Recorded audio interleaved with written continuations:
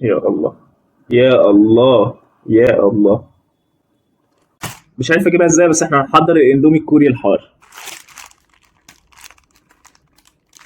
معلومتين على السريع. اول واحده، انا ما بحبش الشطه، وتقريبا دي هتبقى مشكله في الفيديو النهارده.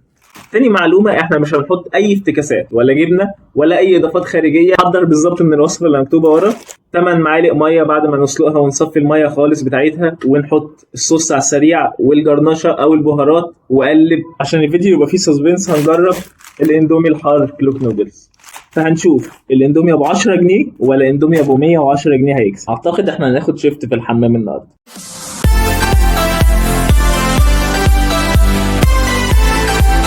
نشوف ايه اللي جوه. ربنا يستر. اول حاجه في الكيس الاندومي 140 جرام. وبعدين عندنا الجرنشه اللي بتتحط فوق الصوص. وطبعا اخر حاجه صوص الشطه 2 اكس. يلا بينا نحضر كلوك نودلز. اول حاجه عندنا في كلوك نودلز الاندومي بس متكسره شويه، ده ما تبقى منها، والبهارات بتاعتها. وخلونا نشوف الاندومي ابو 10 جنيه كلوك نودلز اللي هيكسب، ولا الاندومي ابو 110 جنيه الكوري الحواري اللي هيكسب. انا حاسس ان في حاجه ناقصه. كوبايه ميه. لا لا، اعتقد احنا محتاجين ازازه ميه. هنغطيهم كلهم بالميه، وبعد كده ناخد الميه عشان نصب بيها 8 معالق بعد ما نسوي.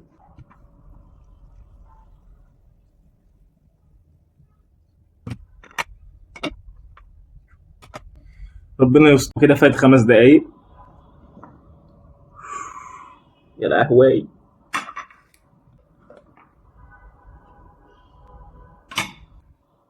هنصفي ميه ونرجع. ميه الاندومي.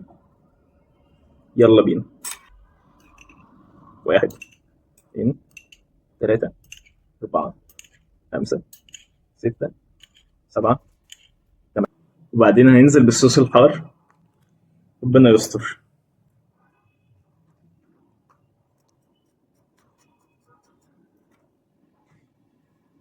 يا الله، يا الله، يا الله.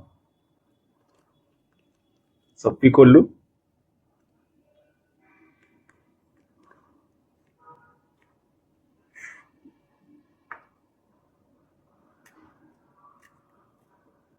لا لا لا لا لا لا لا، ده كتير.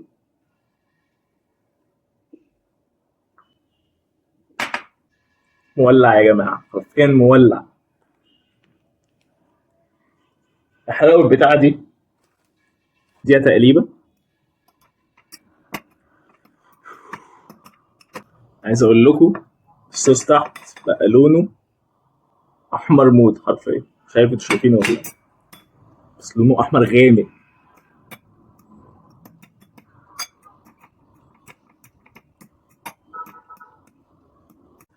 واخر حاجه ننزل بيها الجرنشه.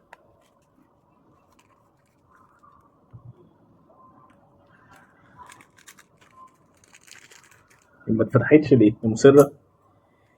كل حاجه بتقول لك ما تاكلش، كل حاجه بتقول لك ما تاكلش. يلا بينا.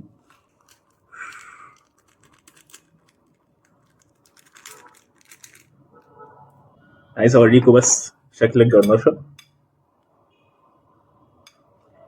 دي تقريبا كمان. يعني دي شطه دي ولا ايه؟ بس كل حاجه. طب شامم ريحه شطه بس.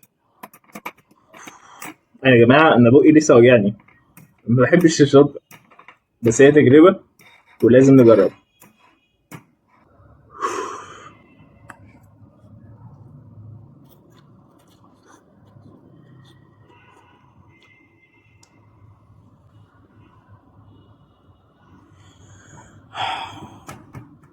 لا لا لا لا لا.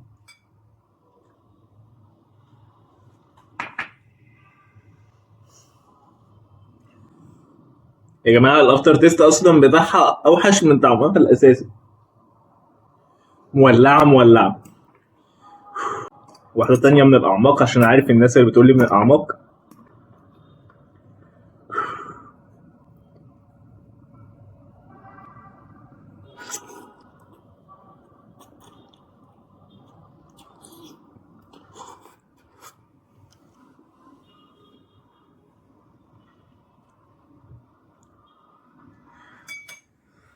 يعني عايز اقول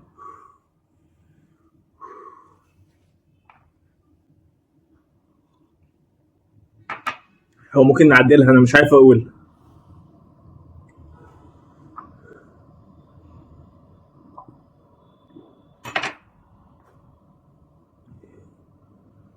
ما احنا ايه هنخلصها بطمتين.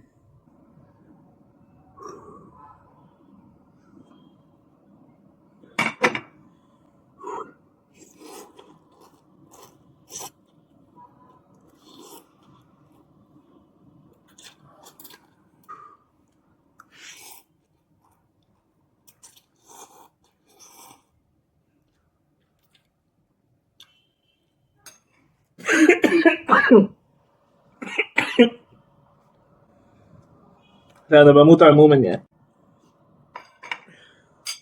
اللي بيحب الشطه طعمها حلو هتعجبكم اكيد، بس انا انا مش هكمل البتاعه دي. طيب يا جماعه، بعد حرفيا حوالي ربع ساعه مش عارف اتكلم وشفتي كلها مخدره. يعني لو بتحب الشطه بس، لو بتحب الشطه بس، هي طعمها حلو. نوع الشطه هنا مختلف، يعني مش الشطه المعتاده. فلو انت بتحب الشطه وعايز تجرب جرب. غير كده لو انت زي ما بتحبش الشطه طبعا ما تجربش تاني يعني. يا ساتر يا ساتر يا ساتر. ونجرب كلوك نودلز. دي بقى اللي تتفتح عادي والدنيا اهي. اهي ايزي. ايزي ولا مش ايزي دي ولا؟ ماشي يا لهوي. ده دي ولا حاجه جنب اه بدأنا الهزار. بدأنا الهزار. طب ايه؟ ايه هتطلع الاندومي كوري؟ مش كوري ولا ايه؟ احنا نسينا نحط حاجه 8 معالق ميه. واحد، اثنين، ثلاثة، أربعة، خمسة، ستة، سبعة، واحد. ونقلب. هي الشطة دي فاتحة ليه، ولا التانية ما كانتش شطة ولا ايه؟ الريحة غريبة. دي مش ريحة شطة، دي ريحة غريبة.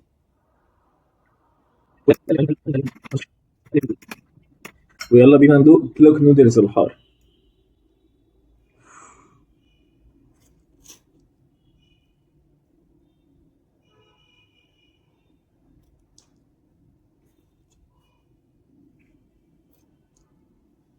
طعمها طبعا، لان حاسس ان هي بدأت تهدي طعم الاندومي الكوري. الشطة خفيفة قوي يعني. عجباني اكتر كواحد ما بيحبش الشطة، عجباني عن الاندومي الكوري حار. ناخد واحدة كمان.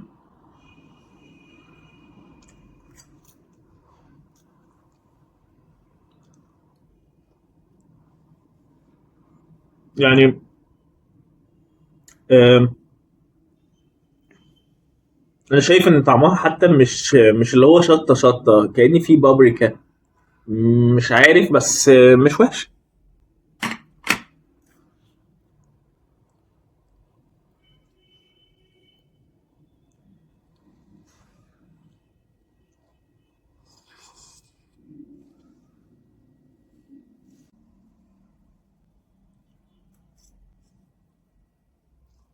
طيب بس عشان نبقى واضحين، دي يا دوبك بتهدي مفعول دي. فلا الاتنين مش قريبين من بعض. حرفيا الاتنين مش قريبين من بعض. لو انت بتحب الشطة اندومي كوري هتدمنها، ممتازة جدا، جربها تستاهل. لو انت زيي ما بتحبش الشطة، دي افضل حاجة. وسعرها افضل بكتير، 10 جنيه، 110. فرق واحد بس، الواحد من الناحية التانية فسعره غالي. وبس كده، احكوا لنا ايه افضل اندومي كوري انتوا بتحبوه غير الشطة، ويبقى نسبة الشطة بتاعته مش كبيرة قوي.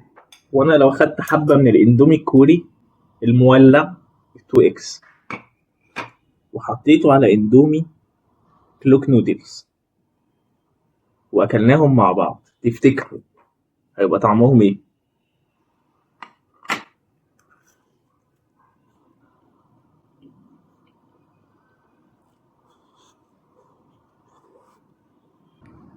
في حلقان شوية بتاع الاندومي الكوري بس متخفف جامد قوي بسبب اندومي كلوك نودلز.